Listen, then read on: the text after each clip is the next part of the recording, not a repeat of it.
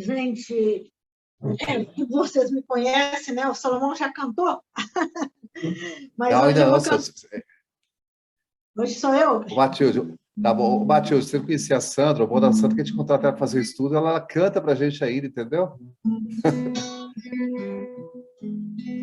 Essa música é da minha autoria. Olha, ainda por cima é cancioneira. Que legal, parabéns, viu? Essa música é da minha autoria, tá, gente? E nessa música, assim, na verdade, é um momento da gente conversar com Deus. A gente consegue essa conexão mais profunda com Deus em alguns momentos da nossa vida, né? Momentos de muito deleite, às vezes momentos difíceis, de profunda tristeza, mas a gente consegue fazer essa conexão. Então, observando esses momentos, foi que a gente compôs essa música, né?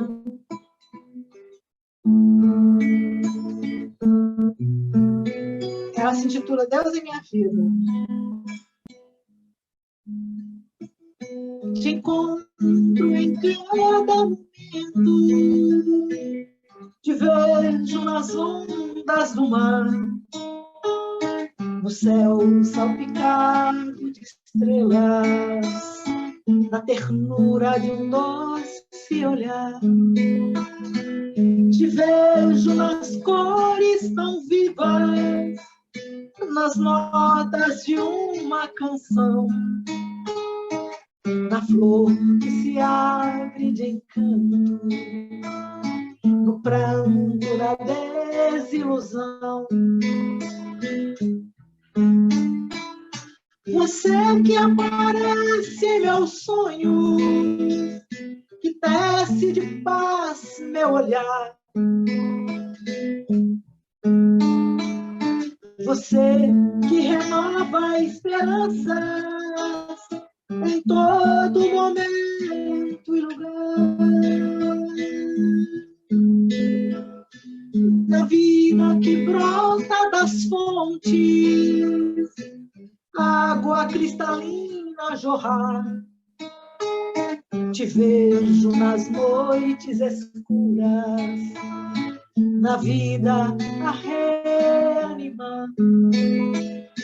No verde das densas florestas, nas manhãs de sol a brilhar, no canto de um simples pardal, na luz de prata do luar.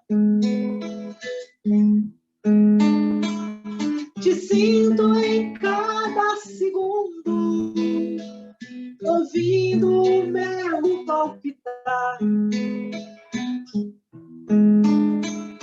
Te sinto um abraço tão forte, na fé que me faz caminhar. Você que aparece em meus sonhos, que tece de paz meu olhar. Você que renova a esperança em todo momento e lugar.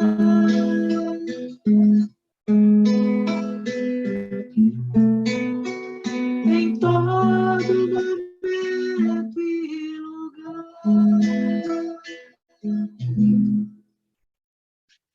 É isso, gente. Tudo bem, Sandra. Tudo jóia. Como é que é, Salomão? Muito legal, gostei. Gostou? Ah, obrigado. Obrigado. Então, vamos lá, gente. Na verdade, o título é Natal, Nascimento do Cristo. Então, a gente ficou pensando assim, Natal, não é? Quando a gente espera, na verdade, o final do ano, né? E o final do ano é a data mais aguardada durante o ano inteiro. Por mais que muita gente diz, não, o Carnaval, o Natal é o mais aguardado, né? Que é um momento de muita luz, de muita festa, e onde as energias se encontram mais sutilizadas, né? Quando na véspera, então, do Natal é festa, né? Luzes e festa. E aí nós ficamos pensando em festa, E é muito interessante a gente pensar realmente em festa, porque foi a primeira aparição de Jesus em público. Ou seja, a primeira cura de Jesus foi numa festa, onde ele transformou a água em vinho. Então, é muito interessante que a gente comece a ver a festa com outro olhar, não é? Com outro olhar. Uma nova era na nossa alma. E é muito interessante porque Jesus, ele vai, na verdade, quem vai registrar as bodas de Caná é João, o discípulo bem-amado, o discípulo que fala da personalidade de Jesus de uma forma muito poética. É ele que vai registrar a primeira cura de Jesus, que é a transformação da água em vinho. Então, quando nós vamos ler todos os apóstolos, todos os 4 evangelistas, nós vamos encontrar em João a primeira cura e a única, o único evangelista que registra, então, as bodas de Caná é João. Ele vai registrar a segunda cura de Jesus, que também foi em Caná, não é que Jesus saía e curou, Jesus saía lá das bodas de Caná e encontrou o filho de um nobre, curou esse filho nobre, e aí ele retorna, aí ele vai para Jerusalém, quando também havia uma festa. Então a gente ficou pensando assim, que interessante, né? João vai começar o evangelho falando de festa. E aí, na festa, Jesus vai transformar água em vinho. E o que Jesus fez na nossa vida se não transformar água em vinho? Porque quando nós falamos, né, quando a gente vai mencionar algum evento ou alguma circunstância em que a gente fala assim, olha, da água para o vinho.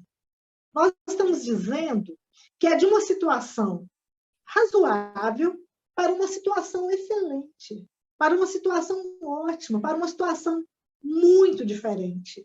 E isso foi numa festa. Porque quando nós também falamos, olha, gente, vamos para a festa, imediatamente surge um sentimento novo, um sentimento de alegria em nosso coração, quando nos preparamos para uma festa. Né? Olha, a festa, ela traz em nós esse sentimento de alegria, um sentimento de, olha, eu vou encontrar com amigos, assim, o que a gente vai fazer numa festa? Muitas vezes a gente pensa assim, vou comer, mas isso é água. Qual que é o vinho realmente da festa? É a permuta de energia. Porque nessa festa, nas bodas de Caná, muito interessante, porque o Pedro vai falar para ele, Senhor, mas o Senhor transformou água em vinho. E o vinho poderia ser o vinho da amargura. E Jesus responde para ele, Jesus não vai falar nada de amargura, nada da transformação. Jesus vai dizer assim, Pedro, você conhece a alegria de servir a um amigo? Os afetos da alma são laços misteriosos que nos conduzem ao Pai. Olha, isso é de uma profundidade. Jesus está dizendo, na verdade, que numa festa é um local onde nós vamos experienciar, vai sair de nós os sentimentos mais nobres. E nós vamos fazer essa permuta com os nossos amigos. E essas energias diferenciadas, esse afeto diferenciado, vai alimentar a nossa alma. Porque a nossa alma se alimenta de amor. E amor é o afeto mais refinado. Né?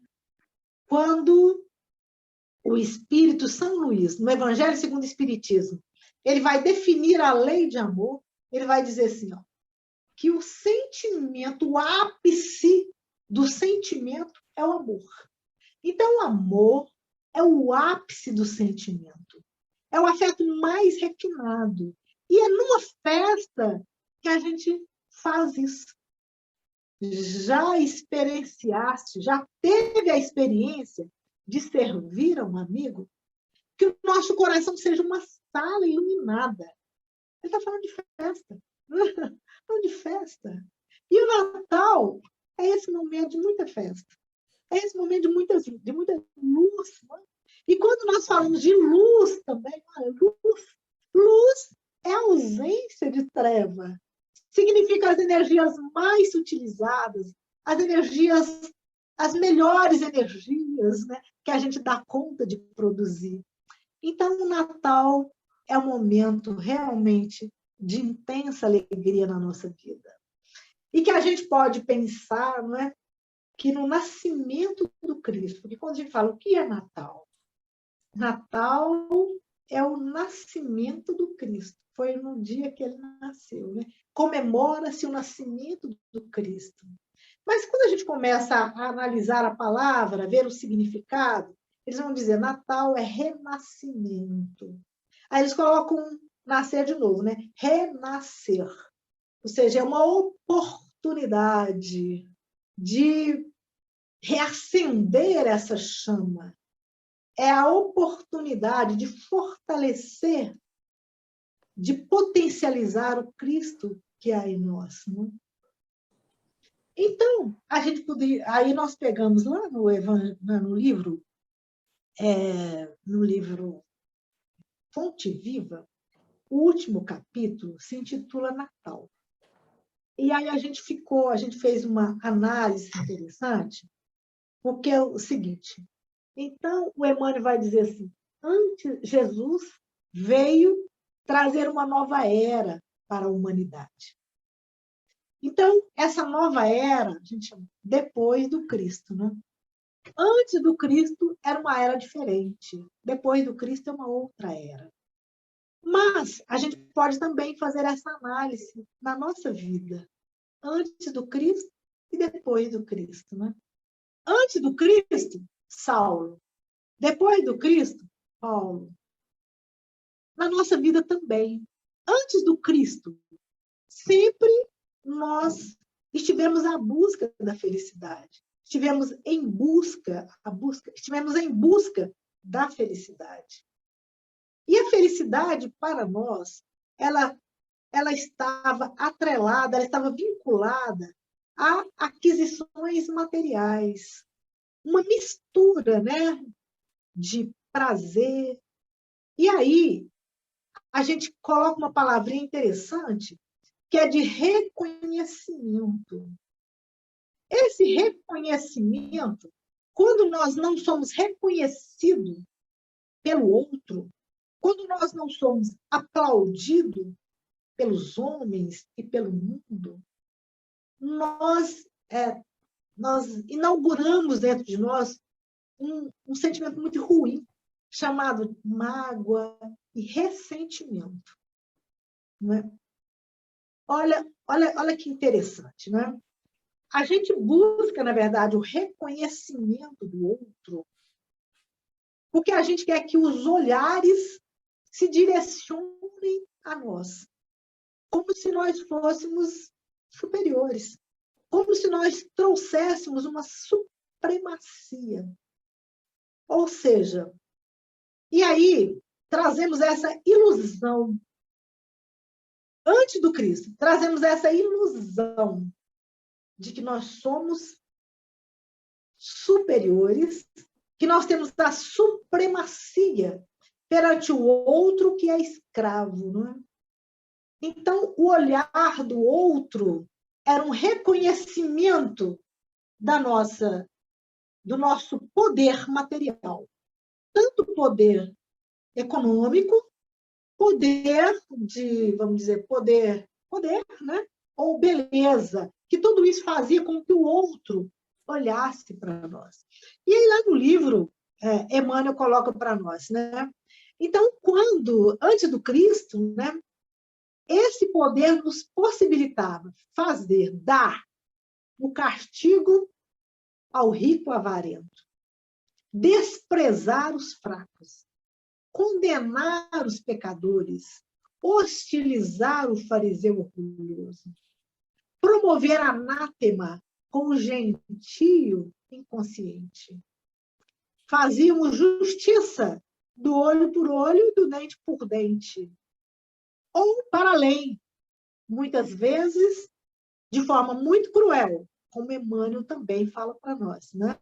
Que o nosso amor cheira a crueldade. Né? Então, antes do Cristo, era assim. a busca desse olhar, e que, na verdade, de certa forma, nos dá um reconhecimento. Olha, ele é tão poderoso. E isso, né, fazia com que aquela pessoa se sentisse o máximo. Né? E era esse prazer que nós, né, vamos dizer, nós, na nossa evolução espiritual, que nós imaginávamos que fosse a felicidade. Até que vamos encontrar com Jesus. Até o momento que Jesus nasce dentro de nós, né? Até o momento que a gente encontra o amor. E aí é o momento de transformar água em vinho, né? Esse amor disposto à sublime renúncia. Aí Emmanuel vai dizer, né?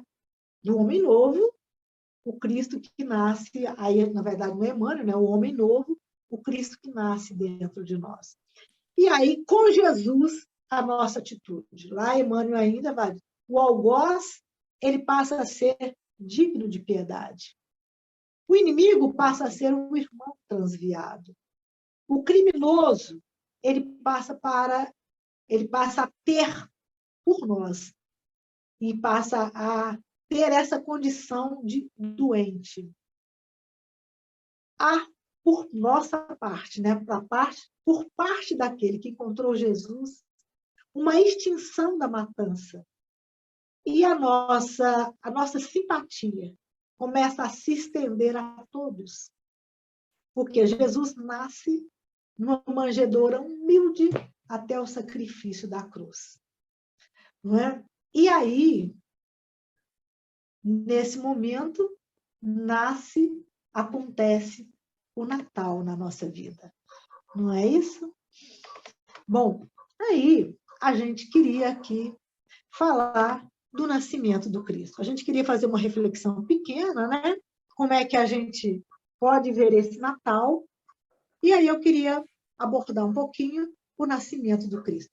Gente, ninguém falou nada. Por favor, fale alguma coisa. Ô, Sandra, então aproveitar, já que você chamou, né? Aí, sim. Eu acho que essa é uma das questões mais fortes em relação ao nascimento do Cristo, que é a simplicidade do nascimento. Porque ele era esperado em um berço de ouro. Né? Todo o judaísmo esperava ele ser um grande senhor, um grande guerreiro, aquele que iria restituir, né, a Israel o seu lugar de direito, que seria o domínio do mundo. Né? Sim. E Jesus veio do lado contrário. E esse foi um grande, vamos dizer assim, como se diz hoje, né? Uma grande quebra de paradigma, né? Que é, né, trazer ao mundo, falar, olha, esse mundo que vocês estão falando aí, pode ficar para vocês, o meu mundo não é daqui. Né? São outros valores que fazem o homem, que você está falando, feliz. Não é a posse. Né? E aí, Salomão, desculpa eu te cortar, mas assim, quando eu falo assim, desse reconhecimento do outro, isso assim, merece uma reflexão tão profunda nossa, né? Porque o que a gente realmente, né? O que a gente busca, né? O que a gente sempre buscou é que o outro nos olhe com supremacia. É esse reconhecimento, quando o aplauso dos homens, a glória fugaz, na verdade, a glória é ter o aplauso do mundo. Ou seja, ter o aplauso do mundo é o reconhecimento que eu sou o máximo. Quando, na verdade, o reconhecimento, o grande aplauso é da nossa consciência, da certeza que a gente deu conta de cumprir o nosso dever. Então, o aplauso não é mais o aplauso dos homens, não é esse mais que nos interessa, né? Quando a gente conhece Jesus. O que nos interessa é a certeza de que a gente fez o melhor. Né? É esse aplauso da consciência. Porque quando a nossa consciência não nos aplaude, quando a gente não está em paz com a consciência, ela é a consciência de culpa que gera a enfermidade, que foi o tema que a gente falou aqui da última vez. É a consciência de culpa que nos leva ao adoecimento. E a consciência feliz é quando o reconhecimento de todo o meu trabalho, de toda a minha ação no mundo, de toda a minha participação no mundo, advém de mim mesma. Eu mesma estou muito feliz com tudo que eu fiz. Eu tenho certeza que a minha consciência está em paz. Não é? Aí eu não preciso mais que as pessoas digam, você fez o melhor, eu não preciso disso. Eu não preciso do reconhecimento do outro. Eu não preciso ferir o outro para que ele diga, não, você é o melhor. Eu não preciso disso, não é? É a minha consciência que vai dizer. Sandra, um dos momentos, exatamente dentro disso que você está falando, que eu acho mais bonito no Evangelho, não é mais, né? Assim, que me toca muito, é quando Jesus enxerga Judas chegando para o trair, sabendo que ele ia trair, porque já tinha falado da mão no prato lá atrás, e olha para ele e fala assim, amigo, a que vieste? Né? Esse reconhecimento que você está falando, assim, mas assim, no nível mais alto, né? Que é aquele que vai trair, né? No sentido do mundo, mas que para ele não, ele continua sendo um amigo das primeiras horas. Bonito mesmo, bonito mesmo. Muito bonito. Amigo, aqui vieste. Faça o que você precisa fazer. Faça o que tem que ser feito. Muito bonito. Bom, então tá bom, minha gente. Então eu vou falar um pouquinho do nascimento do Cristo. E aí eu vou buscar algumas referências, aí eu vou pedir licença para vocês, eu vou ler, porque eu achei assim, eu fiz uma montagem como se fosse realmente uma peça de teatro. E aí eu dividi esse nascimento como se fosse em atos, né? O primeiro seria a promessa, o segundo seria os sinais, posteriormente o preparo físico e espiritual, depois a anunciação, o nascimento, o reconhecimento, a fuga para o Egito. Então vamos lá, vamos ver se dá tempo, né? Eu fiz essa montagem aqui como se fosse uma peça de teatro. Então começa aqui com a promessa. A ciência do mundo não lhe viu as mãos augustas e sábias na intimidade das energias que vitalizavam o organismo do globo. Mas o seu amor divino foi o verbo da criação do princípio, como é e será a coroa gloriosa dos seres terrestres na imortalidade sem fim. Ou seja, aqui Emmanuel está dizendo que Jesus é o governador espiritual do planeta Terra. Mas, para além de governar, ele presidiu, junto com os seus prepostos, com os engenheiros siderais e com todos os trabalhadores, né, siderais, ele presidiu, ele coordenou, ele esteve à frente da formação, né, do planeta, possibilitando a vida organizada. E aí nós vamos ler lá na Gênesis, aqui está lá no livro A Caminho da Luz, lá na Gênesis, está escrito lá no início, né, quando estava tudo pronto, viu-se nos mares frios, né, uma nuvem que caía do céu, que vinha dos planos espirituais, e que com essa massa gelatinosa nascia no orbe, o protoplasma, e com ele lançara Jesus à superfície do mundo o germe sagrado dos primeiros homens. Ou seja, então nós estamos vendo agora, né, que Jesus presidiu a formação da Terra e que na Terra vieram os primeiros homens, né? Então aqui tem homens primitivos que fizeram a sua jornada evolutiva aqui no planeta Terra. Ou seja, então nós temos dois tipos de espíritos aqui na Terra, lá no Evangelho segundo o Espiritismo, no 3º capítulo. Espíritos exóticos e espíritos primitivos. Espíritos exóticos são os espíritos exilados. São os espíritos que vivenciam expiações. Expiação e prova, expiação para os espíritos exilados.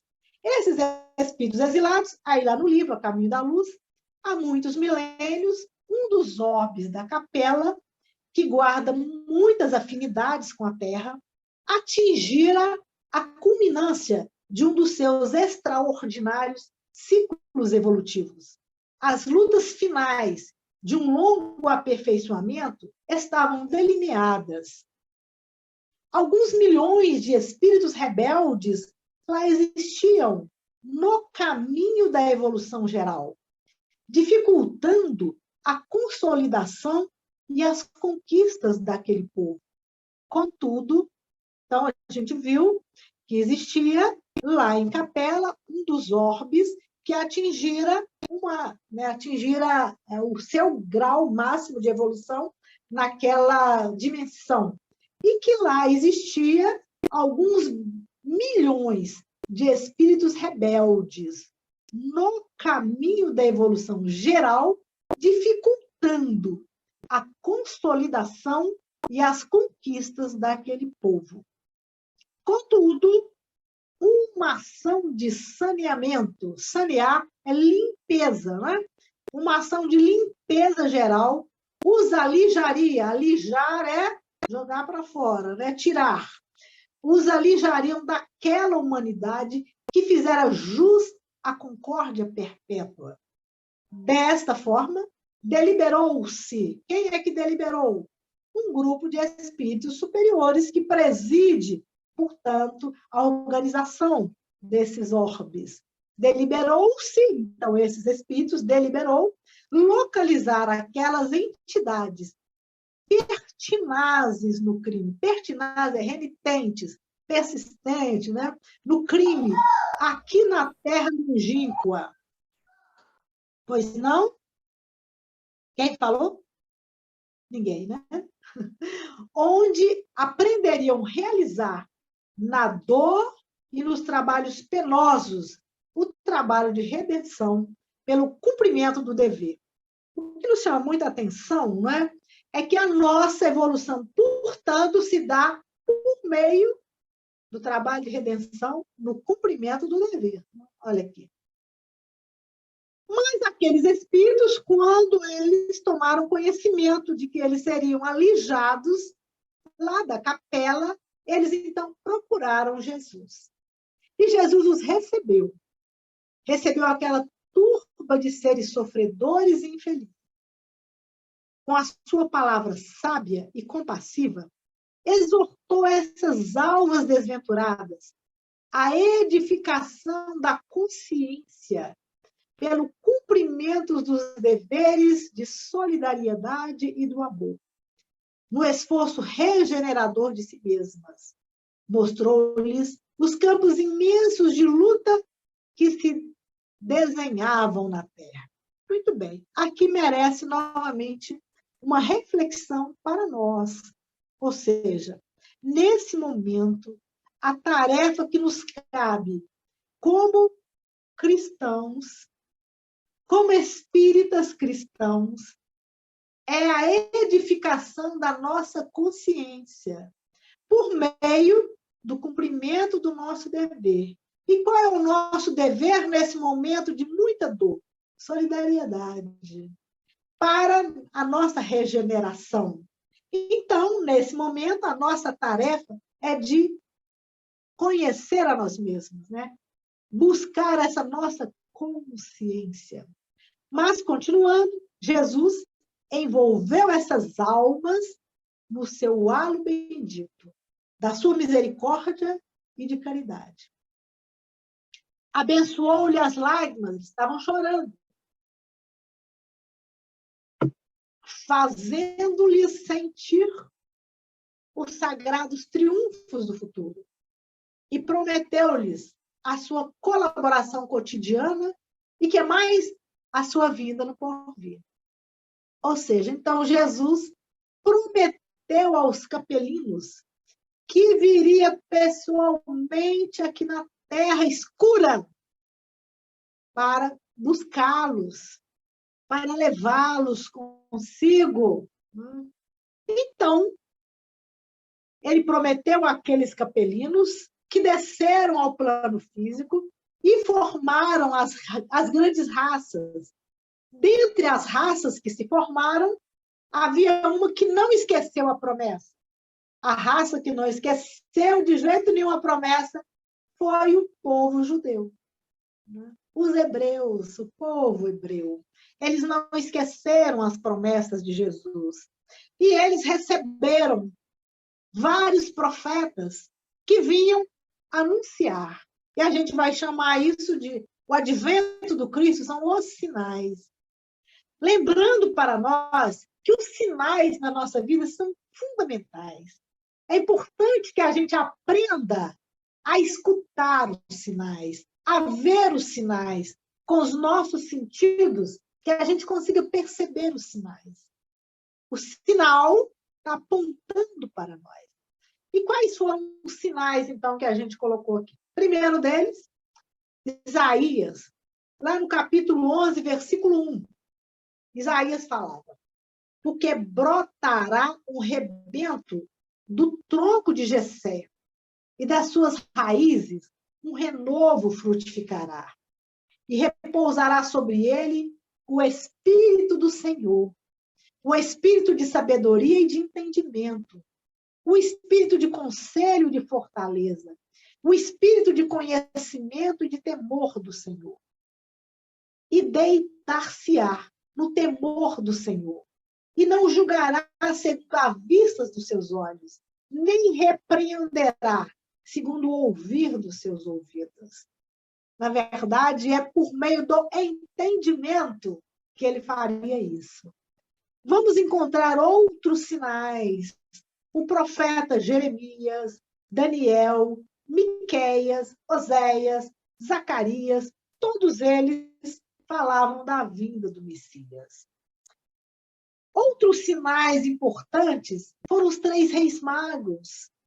Eles eram do Oriente e falavam de uma estrela. As profecias rezavam que no momento que o Salvador chegasse à Terra, uma estrela apontaria no céu e naquele momento todos viriam a estrela, tamanho seu brilho.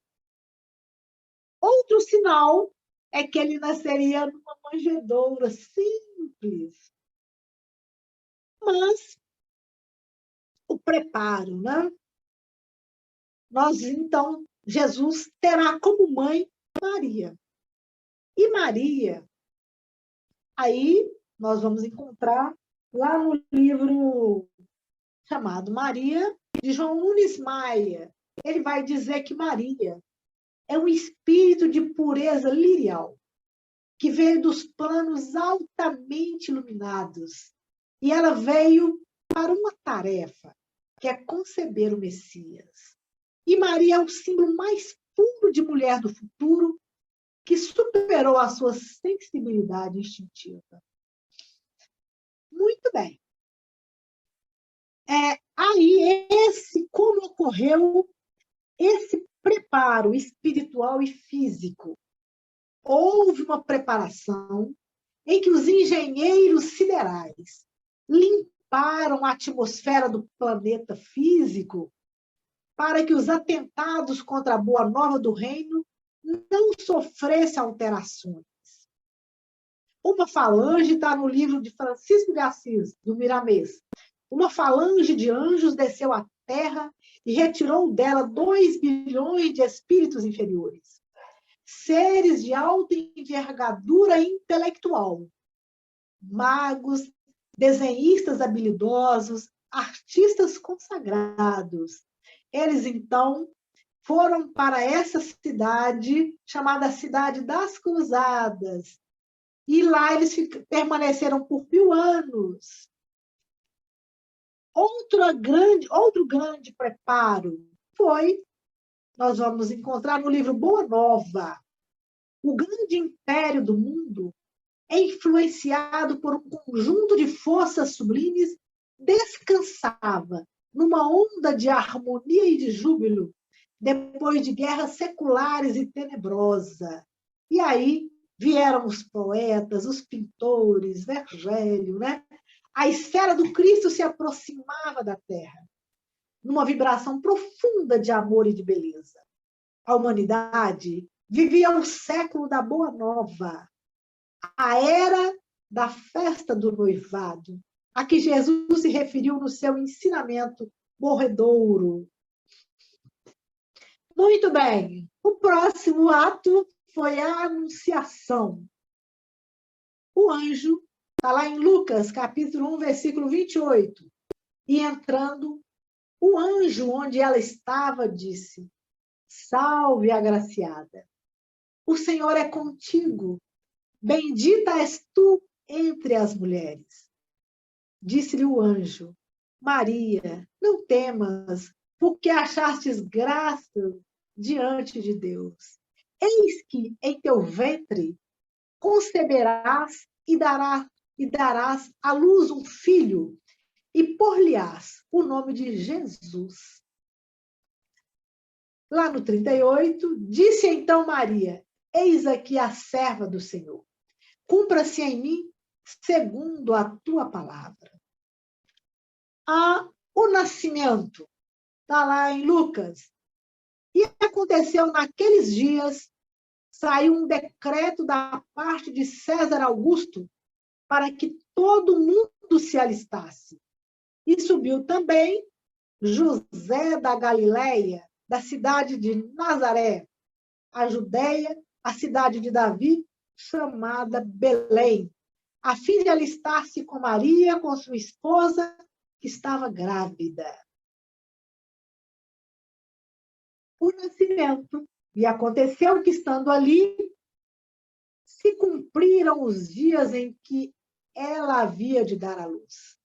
E deu à luz a seu filho primogênito, e, envolvendo-o em panos, deitou numa manjedoura, porque não havia lugar para eles na estalagem.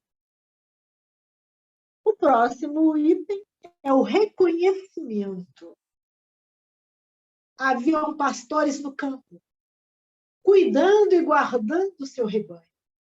Um anjo apareceu-lhes e disse: Não temais, porque eis aqui vos trago novas e grandes notícias. Nasceu o Salvador. O sinal. Será um menino envolto em panos. Eles falaram: olha, nasceu o Salvador, mas eu vou dar um sinal para que vocês possam reconhecê-lo. Esse menino estará envolto em panos. Então, era assim que os magos que os pastores descobriram quem era aquele menino e foram, então, louvar aquele menino e dar graças a Deus. Os magos, vindo do Oriente, procuraram Jesus por meio de Herodes, que perturbou-se e mandou matar todos os meninos até 2 anos.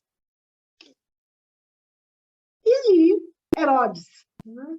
E a fuga para o Egito, que é o último ato da nossa peça. Está lá em Mateus. E tendo ele se retirado, eis que o anjo do Senhor apareceu a José em sonhos, dizendo: Levanta-te, toma o menino e sua mãe, e foge para o Egito, e demora-te lá, até que eu te diga, porque Herodes há de procurar o menino para o matar. Muito bem. Esse foi, né, um pequeno, vamos dizer, uma pequena apreciação que nós fizemos aqui do nascimento de Jesus. Esse é o nascimento de Jesus histórico. Mas como é que se dá o nascimento de Jesus na nossa intimidade? Porque chega um momento na vida que a gente não quer mais escutar a história, né? Chega um momento na vida que ele efetivamente nasce dentro de nós. Foi isso que aconteceu com Maria de Magdala. Naquele momento, quando ela sentiu que as flores da sua vivenda, os perfumes que ela utilizava, os amores que ela conquistava, não eram suficientes para lhe trazer paz na sua consciência, para lhe trazer uma felicidade real. E foi em busca de esse amor, foi diante dessa ansiedade por um amor real que ela vai encontrar o Jesus verdadeiro. Que ela vai permitir que Jesus nasça no seu coração, que ocorra um Natal. Da mesma forma, o Saulo, angustiado, em detrimento de todo o reconhecimento que ele tinha dos hebreus, beleza, poder, fama e reconhecimento dos homens, mas não tinha o reconhecimento da sua consciência que lhe propiciasse uma paz de espírito e uma clareza nas suas ideias. Quando ele depara com a paz dos galileus humildes e com a serenidade de Estevão, imediatamente surge na sua vida um conflito enorme, uma vontade de encontrar essa mesma paz. Da mesma forma, o jovem rico também possuía riquezas, poder, reconhecimento dos homens, porque ele era um jovem que possuía todos os títulos que eram conquistados por meio dos jogos, especialmente das bigas, mas ele sentia que faltava no seu coração a verdadeira paz. Então, o Natal é esse recomeço, né? É esse nascimento do Cristo que nos dá essa felicidade real. E para encontrar, com certeza, nós passaremos pelos mesmos processos.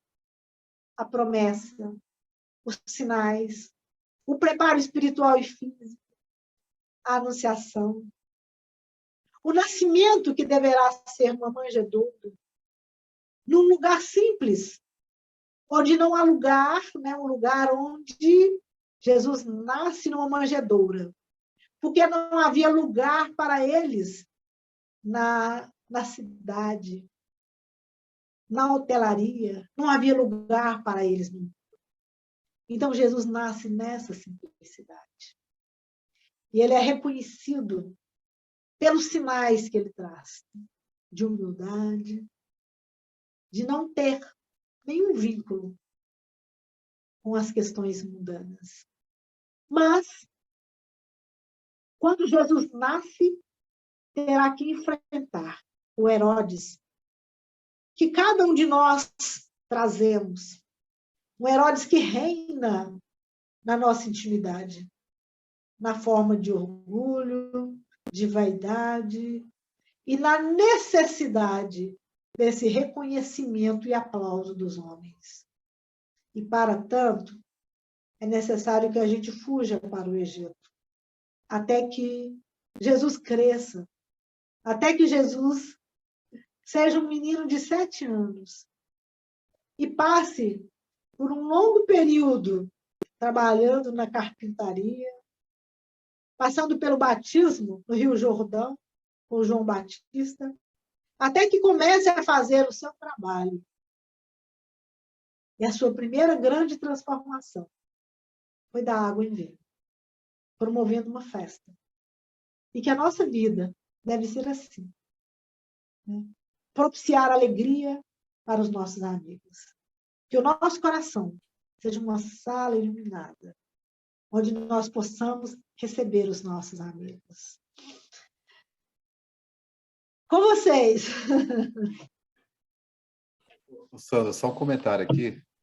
Eu fiquei pensando naquela passagem onde Jesus fala assim: vinde a mim, vós que estáis cansados, e eu vos aliviarei. Aí eu fiquei pensando em alguns encontros do Evangelho, de algumas referências com Cristo, e a gente vê que as pessoas, elas estavam nesse momento, né? Por exemplo, Paulo de Tarso, né? Cansado, chateado pra caramba, né? Tinha perdido Abigail. Sim. Então, assim, circunspecto no caminho lá de Damasco, né? Maria de Madalena também, né? Cansado daquele amor que não conseguia preenchê-la, né? No coração. Aplacar a sua sede, né? Aplacar a sua sede. Isso. Zaqueu, né? Zaqueu tão aflito que ele sobe baixinho, né? Sobe no lugar mais alto para poder ver o Cristo, né? Então, a gente vê assim que o nascimento do Cristo, eu acho que ele tem a ver também com esse momento da criatura, porque o mundo é complexo, o mundo cansa, né? O mundo ele exige a gente um esforço, e sem o Cristo como referencial, como guia, a vida fica muito difícil, né? E quando a pessoa É chega nesse muito momento de cansaço, né, cansaço, Léo? Muito é cansaço. muito cansaço. E quando a pessoa chega nesse momento de cansaço, assim, que ela encontra o Cristo, encontra o Evangelho como referência de vida, né? Não é que os problemas se Sim, acabam, não. A gente não vai ser romântico aqui nesse sentido, né? Porque o Cristo não prometeu isso, né? Mas a sim, perspectiva com relação às coisas, né? A relacionamento com o outro muda muito, né? Então, assim, sim, esse nascimento do Cristo, né? Que eu acho que o Natal simboliza, é um negócio bacana, é uma questão individual, cada um de nós vai ter esse momento, né? Mas sim, é sempre a oportunidade, essa época do Natal, para a gente relembrar essas coisas, né? sim, sim, sim. Bacana, bacana demais, né? Muito legal. Sandra, pegando um gancho aí que você falou, o Léo falou, tem um texto. Bom, eu já conheci esse texto desde a época da mocidade, que ele, Sim, assim, o nome do texto, e para nós, onde Jesus nasceu? Porque aí o texto fala digamos assim, que chega e pergunta para, quer ver, a Maria de Magdala, onde que Jesus nasceu para ela? Aí ela responde, Jesus nasceu em Betânia, pois certa Esse texto é vez que a ótimo. sua voz... Oi? Não, não, desculpa, eu ia falar com você que esse texto é ótimo, eu conheço ele, é muito Ah, bom mesmo. vamos lá. Mas, tão cheia de pureza e santidade, despertou em mim a sensação de uma vida nova, com a qual até então jamais sonhara. Perguntamos a Francisco de Assis. Aí vai, pergunta a Pedro, a Paulo. Então, cada um cita aquele momento. Pedro, por exemplo, fala que foi quando ele nega Cristo por 3 vezes. Francisco de Assis fala que quando ele vai e entrega ao pai dele até seu nome para trabalhar com Jesus. Então, esse texto fala. Aí a gente lembra que cada um de nós, como o Léo mesmo falou, tem o seu momento que o Cristo desperta, né, na gente. Então, ou seja, o nosso Natal não seria dia 25, ele é em algum momento especial da nossa vida. Em algum momento especial, né? E precisa de muito cuidado, né? Para que Herodes não corte a cabeça dele, né? Com certeza. Bacana. Mas é aquele negócio assim, como o Cristo nasce para cada um de nós num momento diferente, Herodes tem muito trabalho, né? Para ficar vigiando todo mundo. Bacana, bacana. É isso aí, obrigada. Mais alguém, gente? Eu fiz, na verdade, assim, um recorte, né? Porque eu queria que a gente levar mesmo a gente a pensar, né? Mais alguém quer colaborar? E aí, gente? Fala aí. Ô, Sandra, Oi. eu estou pensando aqui, assim, a gente que está junto há mais tempo, né? Estou vendo a Regina ali, lembrando de quando a Meire com o Marinho, representando Maria e José lá na evangelização na Elil, né? Então, assim, ou seja, já tem tempo já que a gente já tem tempo já que a gente está andando. Eu estou pensando aqui, eu acho que talvez, tá aí, né? Existam vários natais na nossa vida. Não é um grande Natal, sabe? Não é aquele local onde você desperta e tudo começa a fazer sentido. Não é uma coisa mágica, entendeu? Aonde alguém chega e fala, é hoje. Não, eu acho que são vários pequenos momentos durante a nossa jornada que isso vai começando a fazer sentido, sabe? Que a gente vai começando a experimentar um novo tipo de comportamento, uma nova forma de viver, uma nova forma de lidar com os amigos, aquela diferença que quando aquela pessoa mais jovem chega e fala assim, vou quebrar tudo, e você fala assim, não, calma, não é bem assim, não precisa de tanto, né? Vamos fazer com, né? Vamos trazer vem cá, senta aqui, vamos tomar um vinho, não é verdade? vamos aqui conversar a respeito. Eu acho que tem um pouco disso também. Na verdade, né, Salomão, é que a gente começa a ter mais tolerância nas nossas relações, a gente começa a encontrar beleza nas coisas que a gente nunca imaginou que tivesse, né? O nosso olhar se transforma, porque a gente não tem mais que transformar ninguém. A gente entende que a transformação, o Natal é nosso. Cada um terá o seu Natal. O Natal é um para cada um. Em algum momento, o Natal acontece na nossa vida. E ele acontece, que é esse nascimento do Cristo. Teve um momento na nossa vida que, aí a gente falou antes do Cristo e depois do Cristo, né? Foi por isso que a gente pegou o primeiro texto, né? Antes e depois. Depois do Cristo, realmente a gente tem buscado fazer da nossa vida uma celebração. A vida precisa ser bem vivida. A vida tem que ser alegre. E a gente está aqui para aprender a fazer isso, a transformar água em vinho, né? Como Jesus fez. É isso aí, minha gente. Né? Eu estou devolvendo a palavra para o nosso coordenador, Léo.